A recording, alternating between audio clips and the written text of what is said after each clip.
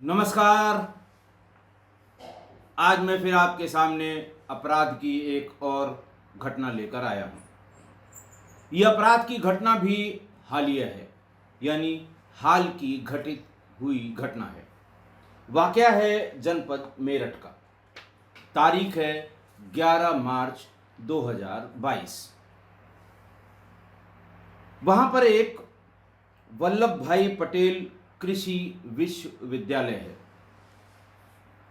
कृषि विश्वविद्यालय यानी एग्रीकल्चर यूनिवर्सिटी। वहाँ के डीन डॉक्टर राजवीर सिंह या प्रोफेसर राजवीर सिंह ये यूनिवर्सिटी से अपने घर की तरफ आ रहे थे। शाम को करीब 5 बजे वो रहते थे डिफेंस इनक्लेव में। शाम को करीब 5 बजे गेट से बाहर आते ही उनको मोटरसाइकिल सवार 2 बदमाशों ने ओवरटेक कर लिया। ये जगह थी NH 58 पर चढ़ने से करीब 100 मीटर पहले।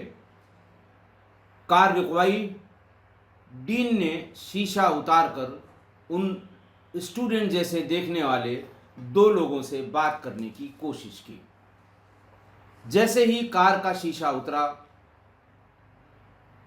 पीछे बैठे हुए व्यक्ति ने ताबड़तोड़ गोलियां उन पर चलाईं।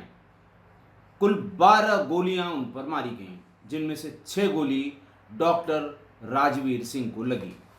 वो वहीं कार में ही स्टीयरिंग पर गिर पड़े। चूंकि विश्वविद्यालय बहुत दूर नहीं था, लड़के वहां से भागे। पास के एक निजी अस्पताल में उनको भर्ती किया गया और 6 गोलियां लगने के कारण वो कोमा में चले गए। जैसे ही इस घटना का पता लगा, यानी 112 नंबर किसी लड़के ने मिलाया, 112 यानी PRV व्हीकल पहुंची। थाना पल्लवपुरम को सूचना गई। थाना पल्लवपुरम के जो SO थे वो वहां पर पहुंचे। SSP प्रभाकर चौधरी भी तत्काल मौके पर पहुंच गए। SP सिटी विनीत भटनागर और नए ASP सूरज राय ये भी मौके पर पहुंच गए। सारी यूनिट्स को बुलाया गया, फॉरेंसिक यूनिट्स को बुलाया गया। खोखे कारतूस वहां से इकट्ठे किए गए, फोटोग्राफ वीडियोग्राफ बनाए गए। जो डॉग स्क्वाड था उसकी मदद ली गई। फिंगरप्रिंट अगर आसपास उसमें थे उसको भी निकालने की कोशिश की गई, लेकिन कुछ बहुत ज़्यादा आगे पता नहीं लगा। घटना बहुत सनसनीखेज थी। सामान्य रूप से विश्वविद्यालयों या शिक्षाविदों के इस मंदिर में इस तरह की घटनाएं आपस में, यानी टीचर्स को लेकर कम होती हैं। स्टूडेंट्स को लेकर इस तरह की घटनाएं हुआ करती हैं, लेकिन टीचर्स में या जैसे कहते हैं डीन में, वाइस चांसलर में या किसी हेड ऑफ डिपार्टमेंट या प्रोफेसर के साथ इस तरह की घटना कम होती है। आपने बहुत कम प्रोफेसर्स को, वाइस चांसलर्स को या dean faculty of science, dean faculty of arts, dean faculty of और ढेर सारे जो फैकल्टीज़ हैं उनको बहुत कम लाव लश्कर के साथ चलते हुए देखा होगा, क्योंकि उन्हें जान का कोई ऐसा खतरा नहीं होता है। खैर, पुलिस के लिए ये चुनौती थी कि आखिरकार इनकी किस से रंजिश हो सकती है, क्या वजह हो सकती है, क्यों इनके साथ इस तरह की घटना हुई है। आज भी श्री राजवीर सिंह क्रिटिकल हालत में वहाँ न्यूटिमा हॉस्पिटल में भर्ती किए गए थे। उसके बाद से उन्हें किसी बड़े हायर सेंटर में रेफ़र किया गया। आज भी वो क्रिटिकल हैं।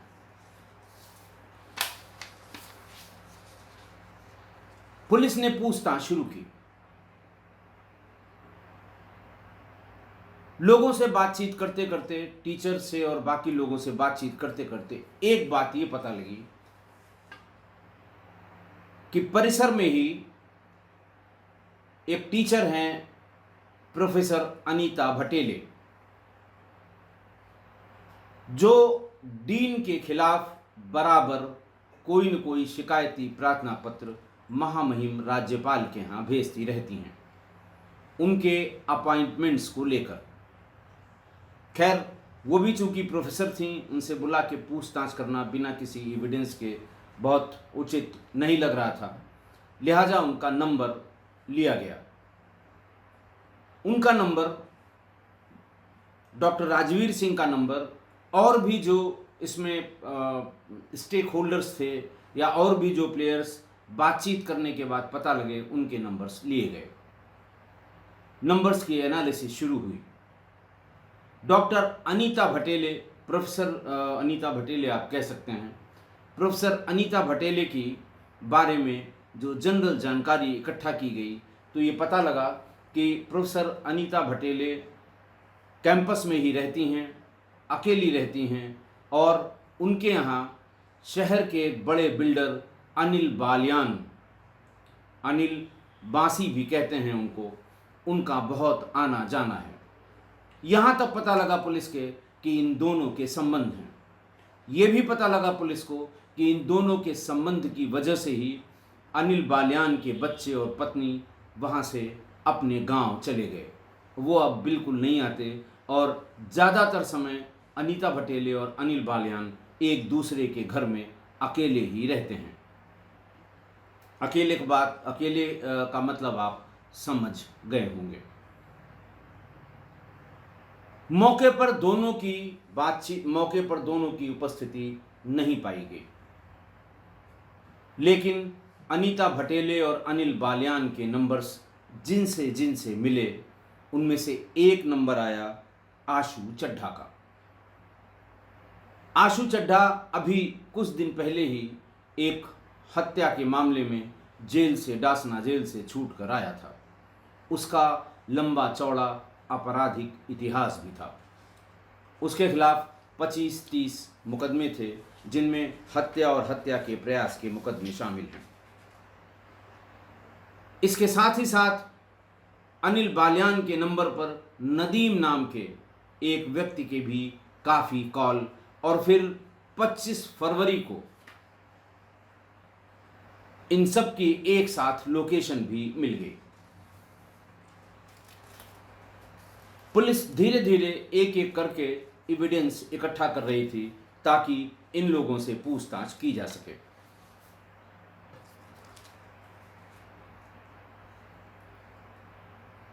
फिर यह पता लगा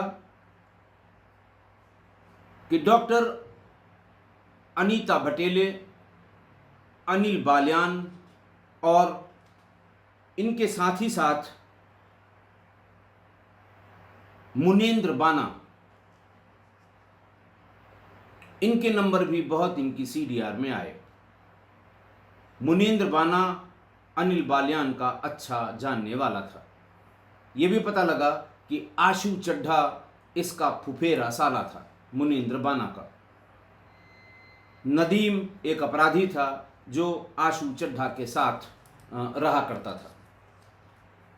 पुलिस अब ये पता लगाने का प्रयास कर रही थी कि अगर ये ग्रुप इसमें शामिल है तो उसका क्या इंटरेस्ट हो सकता है। फिर धीरे धीरे कैंपस में और लोगों से पुलिस ने बातचीत की तो ये पता लगा कि अनीता भटेले राजवीर सिंह के डीन बनाए जाने से बहुत नाराज थी। उनका ये कहना था, वो बार बार कहती थी कि उनमें कोई योग्यता नहीं है। मैं वेटरनरी साइंस में पीएचडी हूँ, मैं उस पद के सर्वथा योग्य हूँ। और ये भी पता लगा कि करीबन 2 साल पहले अनिल बालियान और भटेले दोनों लखनऊ गए थे महामहिम राज्यपाल के पास इस बात की शिकायत को लेकर कि इसकी जांच की जाए और उन्हें विश्वविद्यालय का डीन बनाया जाए। इस संबंध में दोनों ने बहुत पत्राचार भी किया था, ढेर सारे शिकायती प्रार्थना पत्र भी दिए थे। ये बात थोड़ी थोड़ी समझ में आने लगी कि हो सकता है इस बात से नाराज कि ये इनको डीन बना दिया गया, मुझे डीन नहीं बनाया गया। और ये भी पता लगाया गया कि अगर राजवीर सिंह न रहें या उनकी मृत्यु हो जाए तो नेक्स्ट उस लाइन में कौन है। जानकारों ने कैंपस के भीतर बताया कि राजवीर सिंह के हटने के बाद या मरने के बाद अनीता भटेले ही इसके लिए अपना क्लेम कर सकती हैं और संभव भी है कि उन्हीं को डीन बनाया जाए। सबसे पहले राजेंद्र बाना को पकड़ा गया, जो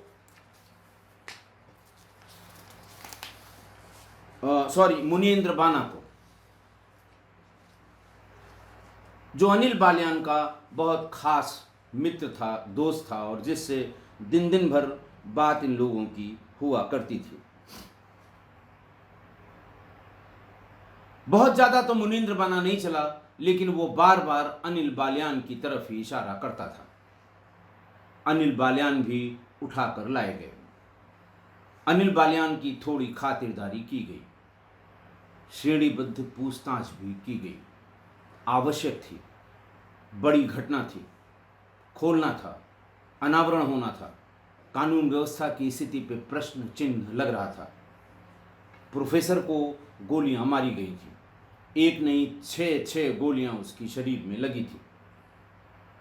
अनिल बालियान ने यह बताया, जब सब बातें जब उनकी खूब खातिरदारी हो गई तो फिर वो लाइन पर आ गए और फिर उन्होंने पूरी बात बताई कि दरअसल हुआ क्या था।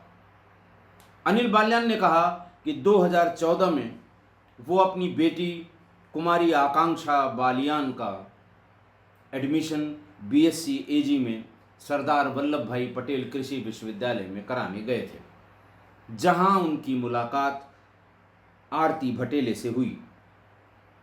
धीरे धीरे आरती भटेले और अनिल बालियान के संबंध प्रगाढ़ होते गए।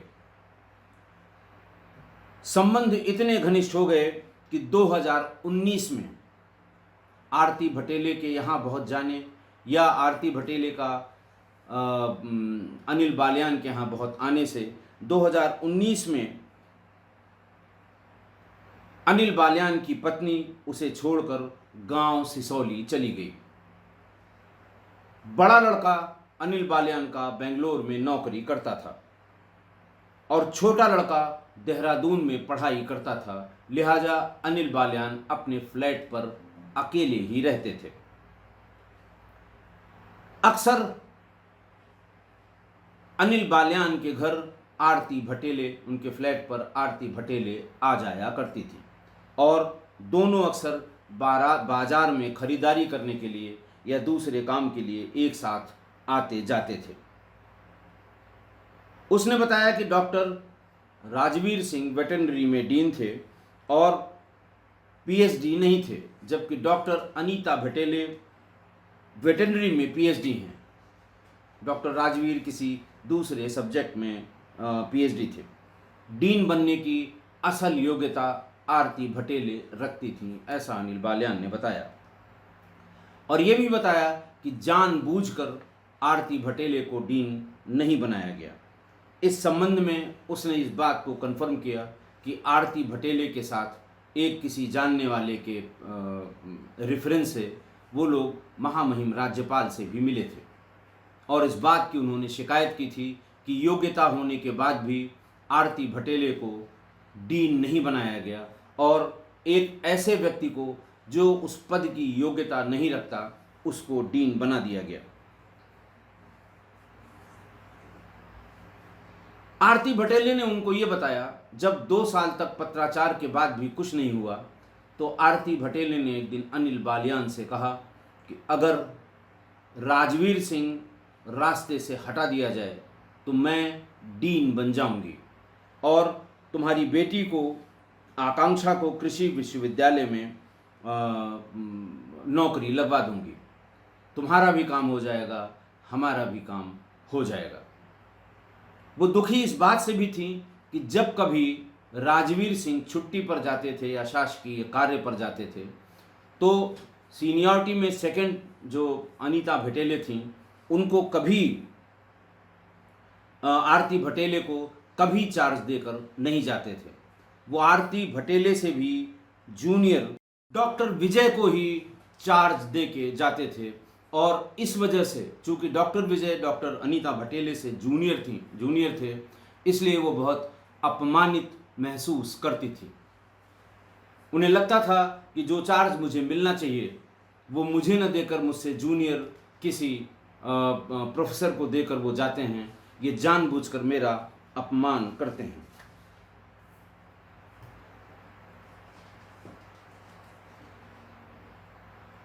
अनिल बाल्यान ने बताया कि बार बार इस तरह की बात करते समय मेरे भी दिमाग में आया कि अगर डॉक्टर राजवीर सिंह रास्ते से हट जाएंगे तो ये बहुत बड़ा काम डॉक्टर अनीता भटेले का हो जाएगा। इससे अनीता भटेले मेरे और नज़दीक आ जाएंगी। दूसरा, मेरी बेटी की नौकरी कृषि विश्वविद्यालय में लग जाएगी। मेरे दोनों काम हो जाएंगे और हम दोनों एक साथ एक जगह रह सकेंगे, फिर कोई कहने की बात नहीं होगी। इसी लालच में अनिल बाल्यान ने बताया कि 25 फरवरी को उसने अपने मित्र मुनेंद्र बाना से संपर्क किया और उसको पूरी बात बताई कि क्यों राजवीर सिंह का रास्ते से हटना बहुत ज़रूरी है और क्यों डॉक्टर आरती भटेले का डीन बनना बहुत ज़रूरी है। डॉक्टर मुनेंद्र बाना ने कहा कि बिल्कुल ठीक बात है और मेरा फुफेरा साला आशु चड्ढा 9 फरवरी को जेल से बाहर आया है। बहुत पैसा वकीलों में उसका लग गया, पैसे की थोड़ी उसको किल्लत है। ये काम वो बहुत अच्छी तरह से कर सकता है। 4 मार्च को मुनेंद्र बाना के घर मीटिंग हुई जिसमें मुनेंद्र, अनिल बाल्यान, आशु चड्ढा और आशु चड्ढा का दोस्त नदीम मौजूद थे। इन लोगों ने हामी भर दी, लेकिन ये कहा कि मुझे 5 लाख रुपए चाहिए इस काम के।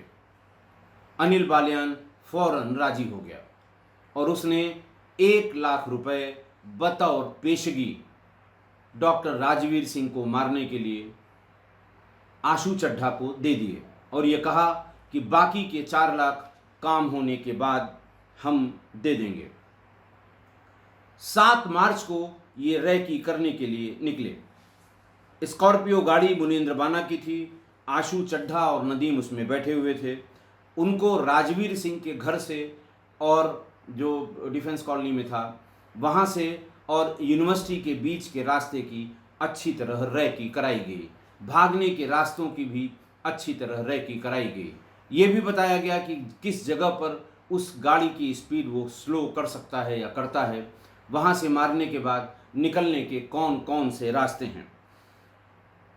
राजवीर सिंह की फ़ोटो भी नदीम और आशु चड्ढा को उपलब्ध करा दी गई।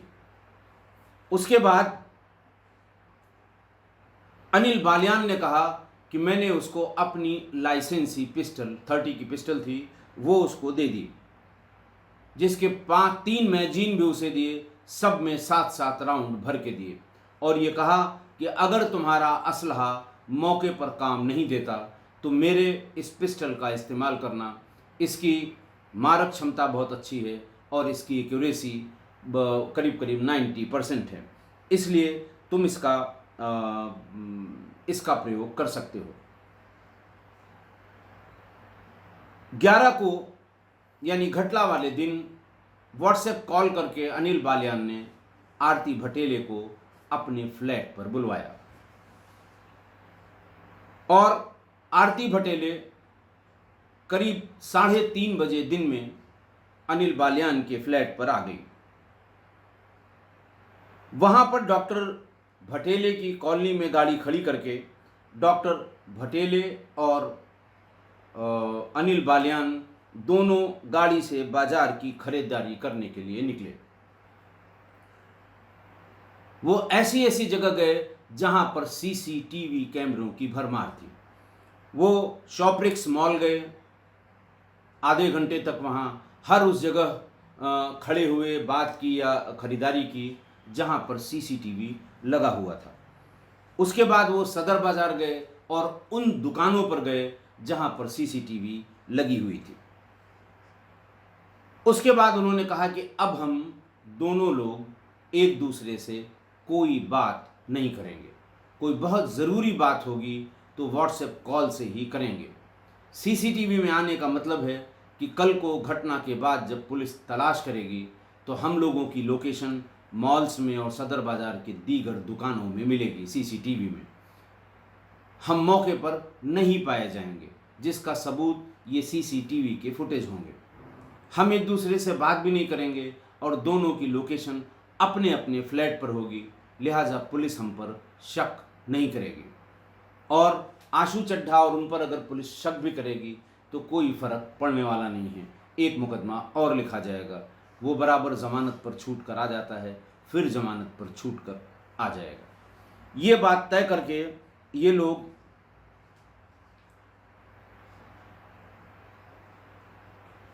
वहां से चले गए। करीब करीब और घटना हो गई इस बीच में 5 बजे, और ये लोग घूमते रहे। घूमने के बाद करीब 7:30 बजे ये पूरी शॉपिंग वॉपिंग करने के बाद वापस आ गए। व्हाट्सएप पर इनको सूचना मिल गई कि काम हो गया। पुलिस ने सारे नंबर लगवा रखे थे। पैसा लेकर 4 लाख पैसा लेने के लिए इन लोगों को बुलवाया गया कि आशु चड्ढा को किसी जगह बुलवा लो फ़ोन करके, क्योंकि चुपचाप उठाए गए थे, मोबाइल बंद था, कह के बंद किया था कि कोई बात नहीं करेगा, इसलिए व्हाट्सएप कॉल पे उसको बुलाया गया। और 22 तारीख को 21 तारीख की शाम को ये सारे लोग गिरफ्तार कर लिए गए, जिनमें मुनेंद्र बाना और अनिल बालियान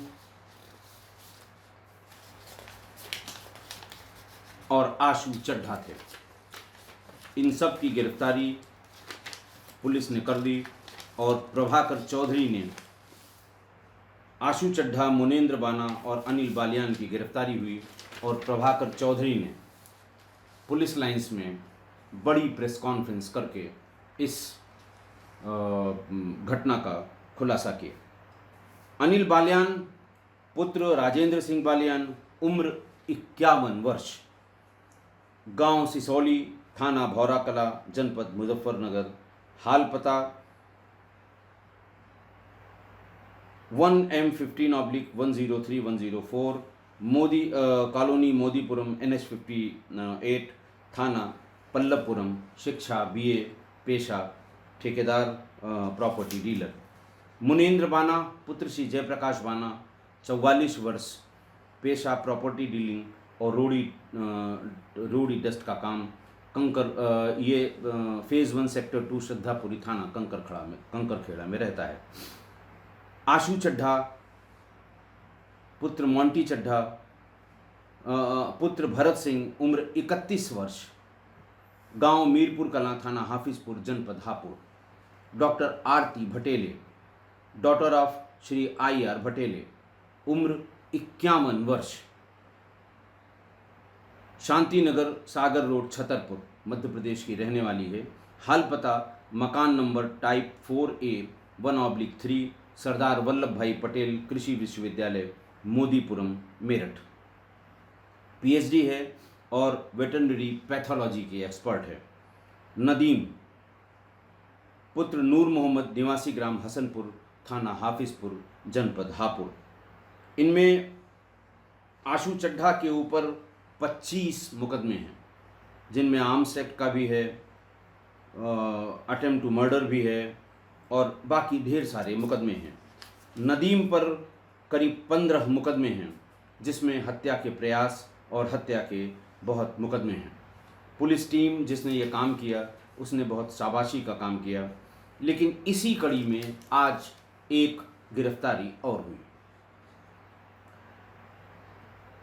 अनिल बालियान यानी अनिल बंजी जो जेल में है, इससे क्लू लेकर, इससे इसकी जो स्टेटमेंट था उससे पुलिस को पता ये लगा कि ये पूरा गैंग है और इसकी मारक क्षमता बहुत ज़्यादा है। आज शामली पुलिस ने अनिल उर्फ पिंटू को गिरफ्तार किया। ये ट्रैक करते रहे और बहुत अच्छा काम किया वहाँ की पुलिस ने। और अनिल पिंटू के साथ एक AK-47, एक क्रेटा गाड़ी, 1400 कारतूस ये बरामद हुए हैं और इसका संबंध भी आशु चड्ढा के गैंग से है। आशु चड्ढा इसका गैंग मेंबर है। अनिल पिंटू विक्की त्यागी के मर्डर केस में जेल भी जा चुका है। विक्की त्यागी का मर्डर अगर आपको याद हो तो ये 16 फरवरी 2015 का है। दिल्ली की एक कोर्ट में जब इसकी पेशी थी तो एक बहुत ही टीनेजर यंग लड़के ने वकील की ड्रेस में वहां पहुंचकर और जज डायस पर बैठे हुए थे उनके सामने ही विक्की त्यागी पर ताबड़तोड़ गोलियां चलाकर उसकी हत्या कर दी थी और वहीं मौके पर मैं पिस्टल के वो पकड़ा गया था। विक्की त्यागी बहुत ही खूंखार अपराधी था। इस घटना के बाद 12 दिसंबर 2017 को विक्की त्यागी की पत्नी और बाकी 5 लोगों को दिल्ली की उसी कोर्ट में आजीवन कारावास की सजा सुनाई गई थी, क्योंकि 2007 में 3 जुलाई को विक्की त्यागी, उनकी पत्नी मीनू और बाकी 5 लोगों ने मिलकर एक बड़े व्यापारी सतीश त्यागी को उसका घर सिविल लाइंस मुजफ्फरनगर में था, रोहाना में, उसमें घुसकर गोली मार दी थी। विक्की त्यागी को कोर्ट में मार दिया गया। विक्की त्यागी की पत्नी और उसके साथ के और लोग आजीवन कारावास की सजा जेल में भुगत रहे हैं। आज की घटना, प्यार में अंधे एक बिल्डर अनिल बालियान और आरती भटोले ने एक डीन और प्रोफेसर पर जानलेवा हमला कराया। जान लेने के लिए हमला कराया, लेकिन उसकी जान फिलहाल बची हुई है। अब सवाल ये है कि क्या फर्क रह गया शिक्षाविदों में और खूंखार माफिया अपराधियों में? सिर्फ इसलिए कि उस महिला को डीन नहीं बनाया गया और वर्तमान डीन को रास्ते से हटाने पर ही वो डीन बन सकती थी, इसलिए उसने पेशेवर अपराधियों से उसके मारने की योजना बना डाली। और जिस तरह का व्यवहार, जिस तरह का आचरण, जिस तरह का उसका आम शोहरत आरती की कैंपस में थी, ऐसा लगता है इसी वजह से उसे डीन भी नहीं बनाया गया। अनिल बालियान जैसे बिल्डर आरती भटोले के कैंपस स्थित आवास में दिन रात वहाँ रहना, एक साथ घूमना और आरती भटेले का उसके फ्लैट पर अनिल बालियान के फ्लैट पर जाना और इस कदर संबंध का प्रगाढ़ होना कि अनिल बालियान की पत्नी और बच्चे उसको छोड़कर चले गए। ऐसा नहीं है कि ये बात सबसे छुपी हुई रही होगी। कैंपस के भीतर घर है, स्टूडेंट्स और बारीक नज़र से इन चीज़ों को देखते हैं। वो अपने टीचर्स के बारे में, साथ के बच्चों बच्चियों के बारे में बहुत बारीक नज़र रखते हैं। तो ऐसा नहीं हो सकता कि किसी को पता नहीं रहा होगा। बात तो दरअसल ये रही होगी, ये बात सबको पता होगी। It has become a open secret for the campus. सबको पता थी और शायद इन्हीं उनके आचरण, यही उनका व्यवहार, यही उनकी आम शोहरत, इसी वजह से शायद उनको डीन नहीं बनाया गया होगा, जिससे वो रुष्ट थी और उसने एक आपराधिक साजिश करके एक डीन को अपने रास्ते से अलग करने की कोशिश की थी। इसीलिए मैं यही कह सकता हूँ कि शिक्षण संस्थाओं में शिक्षाविदों के बीच माफिया और अपराधी भी अब घुस गए हैं। ये इसका जीता जागता और ताज़ा उदाहरण है। ये एक ऐसी फील्ड थी, मैंने पहले ही बताया, जो अभी तक इन सब चीज़ों से मुक्त थी। शिक्षाविद एक दूसरे की योग्यता का जवाब अपने रिसर्च पेपर, अपने स्टूडेंट्स, अपनी पढ़ाई के तरीके, अपने रिजल्ट से दिया करते थे, लेकिन गोलियों से और जान लेकर शिक्षण संस्थाओं में, खासकर यूनिवर्सिटी में और शिक्षाविदों के बीच ये स्पर्धा का आना, ये बहुत ही खराब संकेत है।